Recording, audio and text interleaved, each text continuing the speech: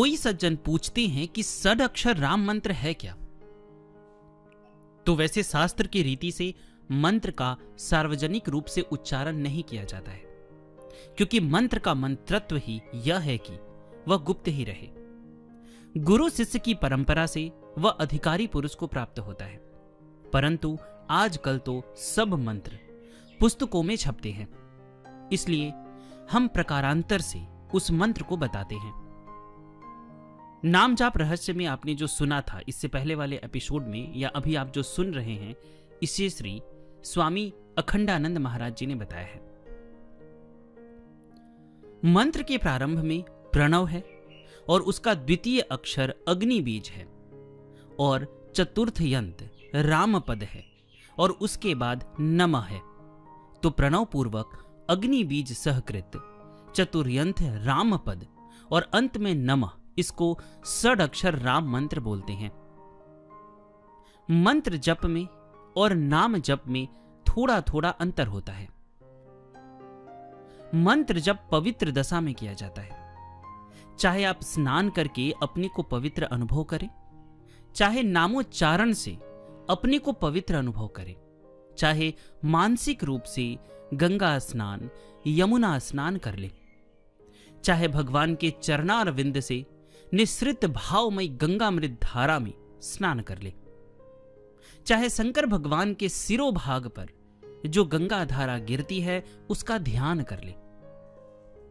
पवित्रता का भाव आना आवश्यक है, चाहे कुंडलिनी शक्ति के जागरण से अपने में पवित्रता का अनुभव कर ले। शाक्त लोगों में पद्धति है कि कुंडलिनी का जागरण और प्रायः सब उपासकों में भूत शुद्धि की प्रक्रिया चलती है। यह उपासना शास्त्र की बातों को सब कोई नहीं समझेंगे। जो उसके जिज्ञासु होंगे, जिनके मन में यह इच्छा होगी कि हम करें, वे व्यक्तिगत रूप से समझते हैं, तब तो यह बात उनकी समझ में आती है। पंचभूतों की धारणा होती है, भूत शुद्धि होती है, पाप पुरुष का दाह होता है, पुण्य पुरुष का जागरण होता है। यह भावना की सृष्टि बड़ी विलक्षण है। नारायण, जो लोग केवल यांत्रिक या ऐन्द्रिक प्रकाश में वस्तु को देखना चाहते हैं, उनको केवल जड़ तत्व ही दिखाई पड़ता है। जड़ तत्व का यदि साक्षात्कार करना हो तो ऐन्द्रिक और यांत्रिक पद्धति से आप वस्तु का अनुसंधान करो, और यदि शून्य का साक्षात्कार करना हो तो हम उसकी भी प्रक्रिया बताते हैं। यदि कोई कहे कि महाराज, हम तो जीव ईश्वर कुछ भी नहीं मानते, जगत कुछ नहीं मानते, तो हमको कोई आश्चर्य थोड़े ही होता है।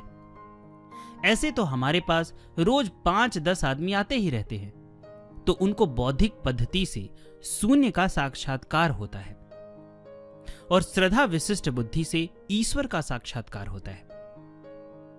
श्रद्धा भक्ति विशिष्ट ज्ञान से सगुण साकार ईश्वर का दर्शन होता है, और शुद्ध तत्व ज्ञान से, मतलब जहां करणों से भी हम ज्ञान को पृथक कर लेते हैं, विषय से भी ज्ञान का पृथक्करण और इंद्रियों से भी ज्ञान का पृथक्करण और हृदय से भी ज्ञान का पृथक्करण, व्यष्टि समष्टि से भी ज्ञान का पृथक्करण, ज्ञान के स्वरूप का शुद्ध शुद्ध जब आकलन करते हैं तो निर्गुण निराकार निर्विशेष ब्रह्म तत्व का बोध हो जाता है। इसलिए साधन की पद्धति में हम किसी भी स्थिति को असंभव नहीं मानते हैं।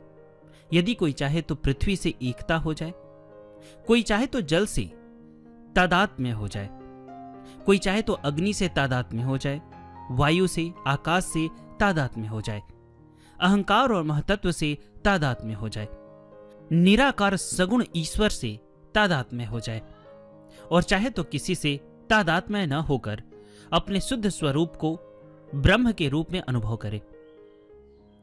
इस सब की प्रक्रिया है, सबकी साधना है, वस्तु निरपेक्ष होती है, परंतु कोई भी प्रक्रिया निरपेक्ष नहीं होती है। इसलिए जो लोग प्रक्रिया को लेकर वाद विवाद करते हैं, वे जिंदगी भर खेत जोतते और बीज बोते रहेंगे और फसल कभी पैदा ही नहीं होगी। एक बार गेहूं बो दिया, किसी ने कहा कि राम राम, गेहूं क्यों बोया? चना बोते तो फिर जोत कर चना बो दिया तो गेहूं तो गया। तीसरे ने कहा कि अरे राम राम, चना क्यों बो दिया? गन्ना बोते तो ज्यादा रुपया मिलता। तो चने को जोत दिया और गन्ना बो दिया। तो यदि इस तरह से बोते और खेत को जोतते उलटते जाएंगे तो उसमें फल पर्यंत आपकी गति कभी नहीं होगी। इसलिए अपने लक्ष्य का निश्चय करके एक साधना के मार्ग पर चलना चाहिए। परंतु साधना के मार्ग पर चले भी तब जब बाहर के विषयों से कुछ विरक्ति होए, उनमें कुछ अरुचि होए। एक सज्जन हमारे ही पास रहते हैं और उनको वेदांत का अभ्यास भी है, भक्त भी हैं। वे कहीं गए और सुन आए कि मन को एकाग्र करने का एक बड़ा सरल तरीका है। उनको किसी ने बताया कि सांस लेने में नाभि हिलती है।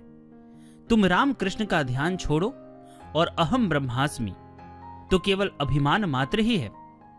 अब यह नाभि के पास जो गति होती है, जो हिल रहा है, वह कहां हिल रहा है और उसको कौन हिला रहा है? वहां जो आकाश है उसका ध्यान करो। तो यह पेट के भीतर का जो आकाश है उसको परम सत्य या परमार्थ मान बैठना भावना नहीं है तो और क्या है? अरे चाहे भीतर भावना करो चाहे बाहर भावना करो, घट का चिंतन करो चाहे घट के अभाव का चिंतन करो, वृत्ति में जो उसके परमार्थ होने का विश्वास है वो बराबर ही है। कलेजे के भीतर परमार्थ रहता है और बाहर संसार रहता है, ऐसा नहीं है। कलेजे में घिरा हुआ भी संसार रहता है और कलेजे के बाहर भी संसार रहता है। जब तक चित्त में विरक्ति ना हो, मुमुक्षा ना हो, जिज्ञासा ना हो, परमार्थ की प्राप्ति के लिए व्याकुलता ना हो, तब तक साधन बेचारा क्या करेगा? चलना तो हमको पड़ेगा। अब महीने भर माथा पच्ची करके हमको उन सज्जन को समझाना पड़ा कि बाबा, सीढ़ी तोड़कर कोई छत पर नहीं पहुंचता है। तुम खंडन करो तो दोष का खंडन करो, दुर्गुण का खंडन करो, दुर्भाव का खंडन करो, वासना का खंडन करो। जो आगे बढ़ने में साधन है उसका खंडन क्यों करते हो? अब थोड़ी नाम साधना के बारे में आपको और बातें बताते हैं। वैसे तो नाम में अधिकारी की जरूरत नहीं है, और इससे पहले वाले ऑडियो में आप लोगों ने सुना कि श्रद्धा भक्ति से नाम जप करें, तब तो कहना ही क्या। श्रद्धा भक्ति के बिना भी नाम में वही शक्ति है जो ईश्वर में शक्ति है। हम लोग ईश्वर को 7वें आसमान में नहीं रखते हैं। देखो, आत्मा तो मिलता है अहम के भीतर और ईश्वर मिलता है संपूर्ण सृष्टि के भीतर। आत्मा इस शरीर के भीतर जो अहम है उससे उपलक्षित है और ईश्वर संपूर्ण सृष्टि के भीतर जो चेतन है उससे उपलक्षित है। और ब्रह्म में त्वम और तत्पद का वाच्यार्थ नहीं होता, लक्ष्यार्थ ही होता है। वह सर्वातीत है, स्वयं प्रकाश है, सर्वाधिष्ठान है। उसमें न अहम चलना न तत् चलता है। लेकिन भगवान, हम उसको कहते हैं जो अहम भी है, इदम भी है, तत् भी है और त्वम भी है। भगवान शब्द का प्रयोग हम इस अर्थ में करते हैं कि भगवान का निर्गुण रूप ब्रह्म है, भगवान का ऐश्वर्यशाली रूप ईश्वर है, भोग्य रूप नियम्य रूप जीव है और भगवान की लीला के विस्तार के लिए यह जगत के रूप में वही प्रकट हुआ है। यद्यपि सब एक ही है, परंतु जैसे एक ही अनार के फल में छिलका, गूदा, बीज का भेद कर लेते हैं, ऐसे एक ही भगवान सारी सृष्टि के रूप में प्रकट है।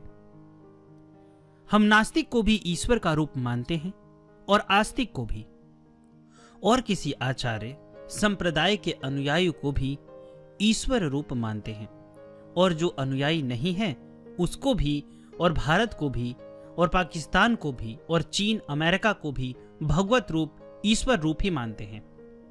नारायण, यह भगवत रूप की जो मान्यता है वह हमारे हृदय को इतना सुंदर, इतना स्वच्छ, इतना निष्पक्ष, इतना सम और ऐसी सच्चिदानंद की अनुभूति से पूर्ण बनाती है, जिसकी कोई हद नहीं।